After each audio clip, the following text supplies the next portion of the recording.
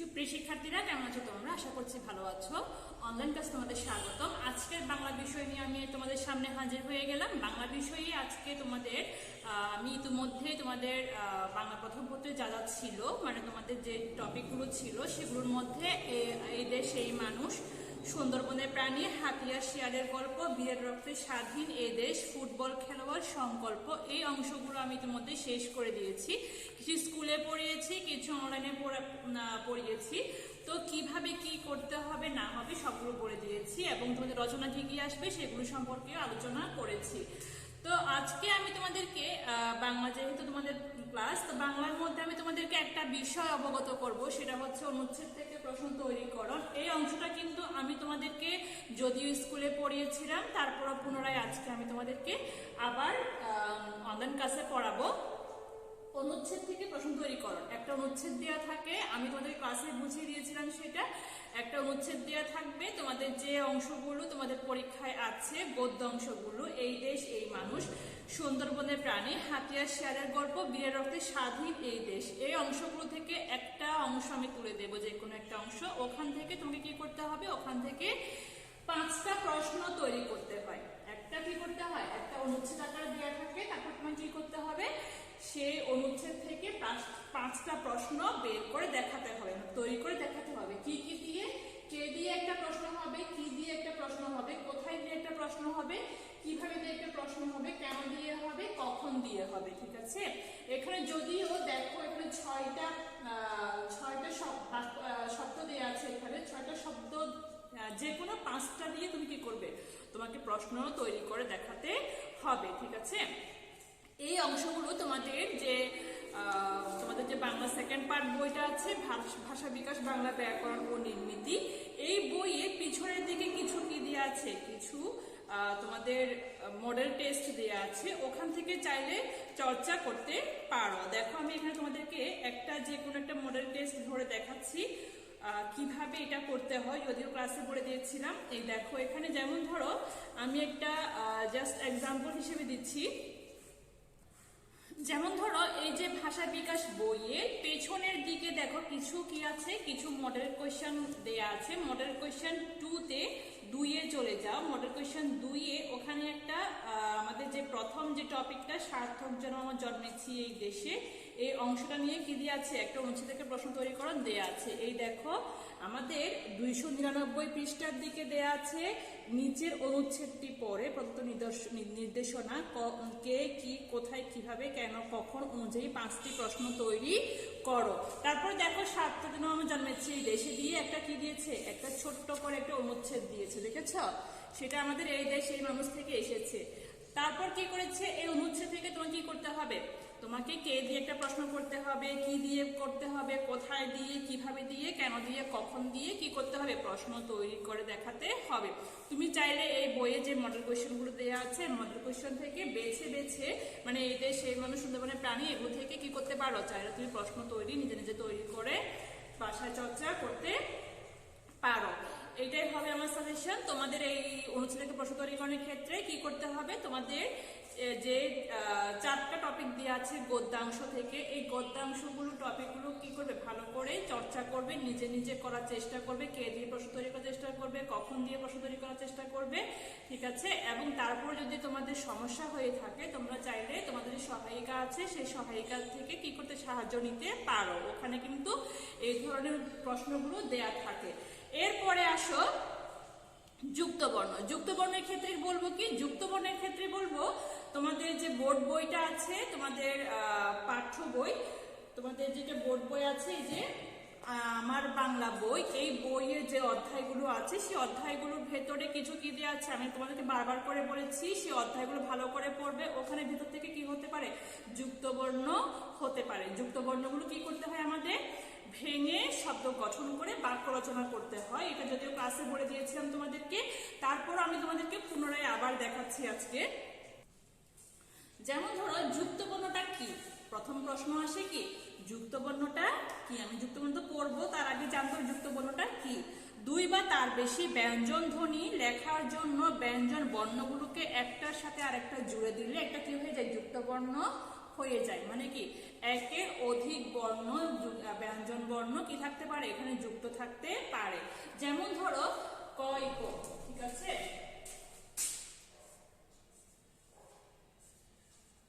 এটা একটা কি যুক্ত বর্ণ। দেখো এখানে কয়টি বর্ণ আছে, ক একটা ব্যঞ্জন বর্ণ, ক একটা ব্যঞ্জন বর্ণ, তার মানে কি দুটো বর্ণ একসাথে কি হয়েছে, যোগ হয়ে যুক্ত বর্ণ গঠিত হয়েছে। এটাকে প্রথমে কি করতে হবে, এটাকে প্রথমে ভাঙতে হবে, ক যোগ ক, ঠিক আছে। প্রথমে কি করতে হবে, আমাদের যুক্ত বর্ণকে ভাঙতে হয়, ক হসন্ত যোগ ক, ঠিক। এরপরে একটা কি হবে, একটা তোমাকে শব্দ গঠন করতে হবে, সেই শব্দটা আমি এখন তোমাকে লিখে দিচ্ছি। আর তোমার পছন্দ মতো যে কোনো একটা শব্দ তুমি এখানে লিখতে পারো, আমি আমার পছন্দ মতো যে কোনো একটা শব্দ লিখছি এখানে। তুমি তোমার মতো করে কি অর্থপূর্ণ একটা শব্দ অবশ্যই লিখতে হবে। যেমন আমি এখানে কি লিখছি, ধাক্কা, ঠিক আছে। তারপর কি করবে, একটা বাক্য রচনা করবে, রহিম আমাকে ধাক্কা দিল। আমি আমার মতো করে কি একটা বাক্য রচনা করলাম, রহিম আমাকে ধাক্কা দিল, ঠিক আছে। আমি জাস্ট আমার মতো করে একটা বাক্য রচনা তৈরি করলাম। তোমরা তোমাদের মতো করে চাইলে কি করতে পারো, বাক্যগুলো রচনা করতে পারো। তাহলে তোমাদের কাজ কি, তোমাদের কাজ হচ্ছে তোমাদের যে অংশগুলো আমি পড়িয়েছি, এই দেশ এই মানুষ, সুন্দরবনের প্রাণী, হাতিয়ার শেয়ালের গল্প, বীরের রক্তে স্বাধীন এই দেশ, ফুটবল খেলোয়াড় সংকল্প, এই অংশগুলো থেকে ভালো করে পড়ে যুক্ত বর্ণগুলো খুঁজে বের করে এগুলোকে ভেঙে শব্দ গঠন করে বাক্য রচনা করার চেষ্টা করে বাসায় নিজে নিজে। যদি তোমাদেরকে ক্লাসে এটা বুঝিয়ে দিয়েছেন যুক্ত বর্ণ কিভাবে করতে হয়, তাছাড়া তোমরা 3-তে পড়েছো, 4-এ এগুলো পড়েছো। আশা করছি যুক্ত বর্ণ সম্পর্কে তোমাদের ধারণা যথেষ্ট পরিমাণে আছে। তো এই গেল যুক্ত বর্ণ নিয়ে কথা। এরপর যুক্ত বর্ণের জন্য তুমি চাইলে সাহায্য নিতে পারো, এই যে আমাদের যে ভাষা বিকাশ বইটা আছে, দেখো যুক্ত বর্ণ পৃষ্ঠা নাম্বার হচ্ছে 41-এ দেয়া আছে। দেখো 41-এ কি দেয়া আছে, কিছু অধ্যায় ভিত্তিক যুক্ত বর্ণ এখানে করে দেয়া আছে। এখানে কিন্তু শব্দগুলো গঠন করে দেয়া আছে, যুক্ত বর্ণগুলো ভেঙে দেয়া আছে, শব্দগুলো গঠন করে দেয়া আছে, কিন্তু বাক্য রচনা করা নেই। কিন্তু এই কাজ তুমি করবে না, তোমাকে বাক্য রচনা সহ করতে হবে, তোমাকে বাক্যটা রচনা করে দেখাতে হবে, শব্দ গঠন করে বাক্যটা রচনা করে দেখাতে হবে। এই যেমন ধরো এখানে একটা এদেশ এই মানে শুরুতেই যে যুক্ত বর্ণ দেয়া আছে, তোমরা একটু লক্ষ্য করবে, এটা কিন্তু ভুল দেয়া আছে। এটা এখানে দেয়া আছে কি মূর্ধন্য ড দেয়া আছে, এখানে ভেঙেছে কি ইয় যোগ চ, অঞ্চল। এইটা হবে কি মূর্ধন্য যোগ ড, ঠিক আছে, মূর্ধন্য যোগ ড। এটা দিয়ে কি করবে, একটা শব্দ গঠন করে বাক্য রচনা করতে পারো। যেমন কাণ্ড হতে পারে, দণ্ড হতে পারে, ঠিক আছে, প্রকাণ্ড হতে পারে, ঠিক আছে।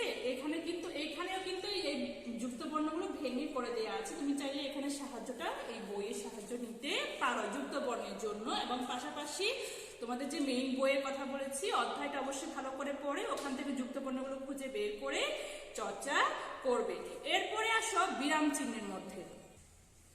শিক্ষার্থীরা বিরাম চিহ্ন মানে আমরা কি বলেছিলাম, আমরা এগুলো যদিও আগেও পড়েছি, একদম 3 থেকে পড়ে আসলে বিরাম চিহ্নটা কি। বিরাম চিহ্ন হচ্ছে মূলত একটা কি দেওয়া থাকে, একটা প্যাসেজ দেওয়া থাকে বা একটা অনুচ্ছেদ দেওয়া থাকে, ওখানে তোমাকে কি করতে হয়, কিছু জ্যোতি চিহ্নের ব্যবহার করতে হয় বা বিরাম চিহ্ন ব্যবহার করতে হয়। সেই বিরাম চিহ্নগুলো হচ্ছে কি কি, দাড়ি, কমা, সেমিকোলন, হাইপেন, ঠিক আছে, এগুলি হচ্ছে মূলত আমাদের কি বিরাম চিহ্ন বলে থাকে। এই অংশ মানে এই চিহ্নগুলোকে মূলত কি থাকে, বিরাম চিহ্ন বা বিরতি নেয়ার চিহ্ন আমরা বলে থাকি। তোমাদের এই বিরাম চিহ্নগুলো কিন্তু তোমাদের বইয়ে দেওয়া আছে। দেখো আমি তোমাদের যে মেইন বইটা আছে, মেইন বইয়ের কথা তো বলেছিলাম, পাশাপাশি তোমাদের বলেছি কি আরেকটা বইয়ের সাহায্য নিতে পারো, সেটা হচ্ছে কি ভাষা বিকাশ বাংলা ব্যাকরণ ও নির্মিতি। এই বইয়ের দেখো কিছু কি দেওয়া আছে দেখেছো, এবং চর্চা করার জন্য, তোমাদের চর্চা করার জন্য কিছু কি দেওয়া আছে, বিরাম চিহ্নের ব্যবহার এখানে দেওয়া আছে। 155 পৃষ্ঠায় দেখেছো, 155 পৃষ্ঠায় কি দেওয়া আছে, কিছু বিরাম চিহ্নের ব্যবহার এখানে দেওয়া আছে। এই যেমন ধরো এই দেশে এই মানুষ, সুন্দরবনের প্রাণী, হাতিয়ার শেয়ালের গল্প, তারপর আছে কি বীরের রক্তে স্বাধীন এই দেশ পর্যন্ত তোমরা চাইলে কি করতে পারো, বিরাম চিহ্নের জন্য বাসায় চর্চা করতে পারো, এই বইয়ের সাহায্যও নিতে পারো। এবং অবশ্যই অবশ্যই বারবার করে জোর দিচ্ছি, মূল বইটা কিন্তু অবশ্যই অবশ্যই ধরতে হবে, মূল বইটা অবশ্যই অবশ্যই ধরতে হবে। ওই বইটা না পড়ে আপাতত কোনো কাজ করতে যাবে না, ঠিক আছে। কোনো কিছু লেখার সময় যেসব চিহ্ন ব্যবহার করে বিরতি নির্দেশ করা হয়, যখন আমরা কোনো কিছু লিখি বা কোনো কবিতা বা সেটা কবিতা হোক বা গদ্য হোক বা রচনা হোক, যাই হোক, প্রবন্ধ হোক, যাই হোক না কেন, যখন আমরা কোনো কিছু লিখি সেই লেখার সময় যে বিরতি চিহ্ন বা বিরতি নির্দেশ করার জন্য যেসব চিহ্ন ব্যবহার করা হয় সেগুলোকে মূলত কি বলা হয়, বিরাম চিহ্ন বলা হয়ে থাকে। বিরাম চিহ্ন কি কি আমি বলে দিয়েছিলাম, কমা, দাড়ি, সেমিকোলন, হাইফেন, তারপর কি প্রশ্নবোধক, বিস্ময়সূচক চিহ্ন, এই উদ্ধৃতি চিহ্ন, লোপ চিহ্ন, কোলন দেশ, এগুলোই মূলত কি বিরাম চিহ্ন। এখন আমি তোমাদেরকে একটা এক্সাম্পল আকারে দেখিয়ে দেব, যদিও তোমরা এগুলো জানো, তারপর আমি তোমাদেরকে দেখিয়ে দিচ্ছি একটা বিরাম চিহ্ন কিভাবে আমি ব্যবহারটা করব। বিরাম চিহ্ন দেখো, বিরাম চিহ্ন আমি এখানে কি করেছি, একটা অনুচ্ছেদ এখানে আমি লিখে রেখেছি আগে থেকে। তোমাদের যে সুন্দরবনের প্রাণী, মূল বই যে সুন্দরবনের প্রাণী যে অংশটা আছে ওখান থেকে আমি এই বিরাম চিহ্ন দিয়েছি। বাংলাদেশের দক্ষিণে রয়েছে প্রকৃতির অপার সম্ভার সুন্দরবন, সমুদ্রের কোল ঘেঁষে গড়ে উঠেছে এই বিশাল বন। এখানে রয়েছে যেমন প্রচুর গাছপালা, কেওড়া ও সুন্দরী গাছের বন, তেমনি রয়েছে নানা প্রাণী, জীবজন্তু। এখানে একটা জিনিস লক্ষ্য করবে, আমরা কিন্তু কি এক ধারে বা এক নিঃশ্বাসে কিন্তু মোটামুটি কোনো কিছু পড়া যায় না, আমাদের কোথাও কোথাও কি থামতে হয়, কোথাও বেশিক্ষণ থামতে হয়, বেশি সময় ধরে কিছু, কোথাও কি কম সময় ধরে আমাদের বিরতি নিতে হয়। এগুলোকে মূলত বিরাম চিহ্ন, এই বিরতি নেওয়ার জন্য যে চিহ্নগুলো ব্যবহার করা হয় এগুলো হচ্ছে মূলত বিরাম চিহ্ন। বাংলাদেশের দক্ষিণে রয়েছে প্রকৃতির অপার সম্ভার সুন্দরবন। মনে হচ্ছে কি এখানে আমাদেরকে একটু থামাটা উচিত, তাই না? তাই আমরা এখানে কি করলাম, একটা দাঁড়িয়ে দিলাম। সমুদ্রের কোল ঘেঁষে গড়ে উঠেছে এই বিশাল বন। মনে হচ্ছে কি এখানে একটু দাঁড়ালে ভালো হবে, তাই এখানে কি দিলাম, একটা আমি দাঁড়িয়ে দিলাম। পরীক্ষার খাতায় সম্পূর্ণ প্যাসেজটা লিখে, সম্পূর্ণ উচ্চটা লিখে তারপর কি করবে, বিরাম চিহ্নগুলো, উচ্চত চিহ্নগুলো বসাবে। এখানে রয়েছে যেমন প্রচুর গাছপালা, গাছপালা দিয়ে মনে হচ্ছে এটা কমা দিলে ভালো হবে, কমা, কেওড়া যেহেতু আছে ওখানে আর পুনরায় কি করতে হবে, কোনো চিহ্ন ব্যবহার করতে হবে না, কারণ এখানে ও দেয়া আছে, তাই কি করবো না, আমরা কোনো কি চিহ্নের ব্যবহার এখানে করবো না। সুন্দরী গাছের বন, কমা, তেমনি রয়েছে নানা প্রাণী, কমা, এবং জীবজন্তু, নানা প্রাণী, জীবজন্তু, তাই এভাবে কি করবে তোমরা তোমাদের বিরাম চিহ্নগুলো পরীক্ষায় আসলে করার চেষ্টা করবে। এবার আমি তোমাদেরকে অনুচ্ছেদ থেকে প্রশ্নটা কিভাবে তৈরি করতে হয় একটু করে বুঝিয়ে দেবো, যদিও ক্লাসে বুঝিয়েছি, তারপর আমি কি করবো তোমাদেরকে এটা বুঝিয়ে দেবো, এই সম্পর্কে আলোচনা করবো একটু। শিক্ষার্থীরা, আমি এখন তোমাদেরকে একটু অনুচ্ছেদ পড়ে শোনাচ্ছি। সে অনুচ্ছেদ তোমাদের যে ভাষা বিকাশ বইয়ে, ভাষা বিকাশ বাংলা ব্যাকরণ বইয়ে একদম শেষের দিকে যে অনুচ্ছেদগুলো দেওয়া আছে, 306 পেজ নাম্বার হচ্ছে, 306 পেজ নাম্বার সহ পড়ে দিচ্ছি। মডেল কোয়েশ্চেন হচ্ছে 4, মডেল টেস্ট 4 এর মধ্যে দেখো তোমাদের যে 6 নাম্বার অংশটা আছে, নিচের অনুচ্ছেদটি পড়ে প্রদত্ত নির্দেশনা কি, কে, কোথায়, কিভাবে, কেন, কখন, পুঞ্জি 5টি প্রশ্ন তৈরি করো। তো এখন অনুচ্ছেদটা পড়ে শোনাচ্ছি, তারপর তোমাদেরকে আমি কি করব, কিভাবে প্রশ্ন তৈরি করতে হয় সেটা বলে দেব। দিনটা ছিল 71-এর 8ই এপ্রিল। ওই দিন মুক্তিযোদ্ধারা পাকিস্তানি সেনাদের উপর আক্রমণ করবে। এই জন্যে তারা মহালছড়ির কাছে বুড়িঘাট এলাকার চিংড়ি খালের 2 পাশে অবস্থান গ্রহণ করে। পাকিস্তানি সৈন্যরা মুক্তিযোদ্ধাদের আক্রমণ করতে গিয়ে এগিয়ে আসে, সাথে নিয়ে আসে 7টি স্পিড বোট আর 2টি মোটর লঞ্চ। স্বল্প সংখ্যক মুক্তিযোদ্ধার মৃত্যু ছিল অবধারিত, তবু মুক্তিযোদ্ধারা পালিয়ে যাননি। মুন্সি আব্দুর রউফ নিজের দায়িত্ব নিজে নিলেন, নিজের জীবন দিয়ে সবাইকে রক্ষা করার। হালকা একটি মেশিন গান হাতে তুলে নিয়ে গুলি ছুড়ে শত্রুদের রুখে দিতে থাকলেন। যোদ্ধাদের বললেন নিরাপদে সরে যেতে। মুক্তিযোদ্ধাদের আক্রমণে পাকিস্তানের 7টি স্পিডবোট ডুবে গেল। বাকি লঞ্চ দুটো থেকে গুলি ছুটতে ছুটতে তারা পিছু হটতে থাকলো। এরকম মুহূর্তে হঠাৎ একটা গোলা এসে পড়লো তার উপর, তিনি শহীদ হলেন। বীরের রক্তস্রোতে রঞ্জিত হলো মাটি। এটা মূলত আমাদের যে বীরের রক্তের স্বাধীন এই দেশ যে অংশটা আছে সে অংশ থেকে কি তুলে ধরা হয়েছে। এভাবেই কি করতে পারে, যে কোনো একটা অনুচ্ছেদ তোমাদের পরীক্ষায় আসতে পারে। যে তোমাদের যে অধ্যায়গুলো বলা হয়েছে দেয়া আছে ওখান থেকে যে কোনো অনুচ্ছেদ আসতে পারে। তাহলে আমরা প্রথমে এখান থেকে কি করতে পারি, একটা প্রশ্ন এখান থেকে করা যায়, সেটা হচ্ছে কি ওই দিন মুক্তিযোদ্ধাদের দিনটা ছিল 71-এর 8ই এপ্রিল। ওই দিন মুক্তিযোদ্ধারা পাকিস্তানি সেনাদের উপর আক্রমণ করবে। কোন দিন হতে পারে কি, কখন মুক্তিযোদ্ধারা পাকিস্তানি সেনাদের উপর আক্রমণ করবে। কখন দিয়ে একটা প্রশ্ন তৈরি করতে বলেছে না? হ্যাঁ, তুমি এখানে কোন বা অন্য কোনো শব্দ আনলে হবে না, যেগুলো উল্লেখ করা আছে সেই শব্দগুলো দিয়ে তোমাকে কিন্তু প্রশ্ন তৈরি করতে হবে। কখন মুক্তিযোদ্ধারা পাকিস্তানি সেনাদের উপর আক্রমণ করবে, ঠিক আছে? তাহলে কি করে লেখা যায়, একটা কখন দিয়ে একটা প্রশ্ন তৈরি করা যায় কি, কখন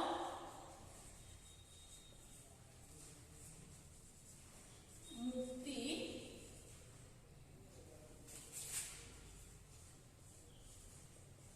যোদ্ধারা কি করবে, পাকিস্তানি সেনাদের উপর আক্রমণ করবে।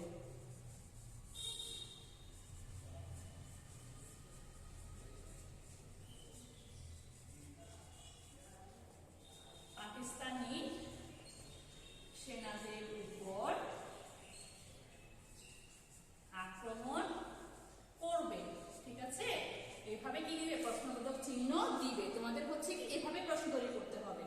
উত্তর লেখার প্রয়োজন নেই, তোমাদের একটা প্রশ্ন থাকে কি উত্তর লিখতে হবে কিনা, উত্তর লেখার প্রয়োজন নেই, শুধুমাত্র প্রশ্ন তৈরি করে দিলেই চলবে, ঠিক আছে? শুধুমাত্র কি করবে, প্রশ্ন তৈরি করলেই হবে, উত্তর লেখার কোনো প্রয়োজন নেই। বারবার করে বলছি আমি কথাটা। তারপরে দেখো, এরপর আরেকটা প্রশ্ন হতে পারে কি, মুক্তিযোদ্ধারা কোথায় অবস্থান গ্রহণ করেন। এখান থেকে জন্য তারা মহালছড়ির কাছে বুড়িঘাট এলাকার চিংড়িখালের দুপাশে অবস্থান গ্রহণ করেন। তাহলে এখান থেকে কি হতে পারে, একটা প্রশ্ন হতে পারে কি, মুক্তিযোদ্ধারা কোথায় অবস্থান গ্রহণ করেন। মুক্তিযোদ্ধারা কোথায় অবস্থান গ্রহণ করেন। দেখো আমি বোর্ডে লিখে রেখেছি, মুক্তিযোদ্ধারা কোথায় অবস্থান গ্রহণ করেন। এরপরে একটা প্রশ্ন হতে পারে কি, এরপরে আরেকটা প্রশ্ন হতে পারে